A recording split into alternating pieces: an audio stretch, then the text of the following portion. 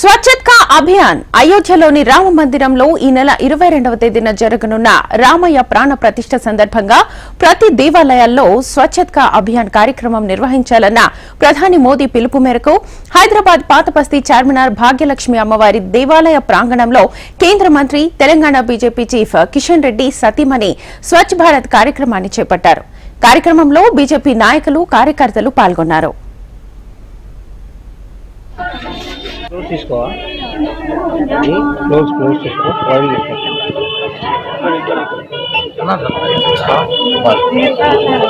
White bar white bar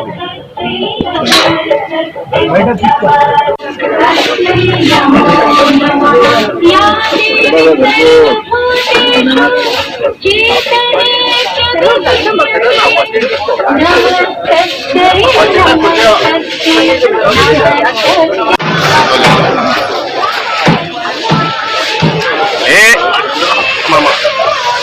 జరా ఒక్క నిమిషం ఆగండి అమ్మా.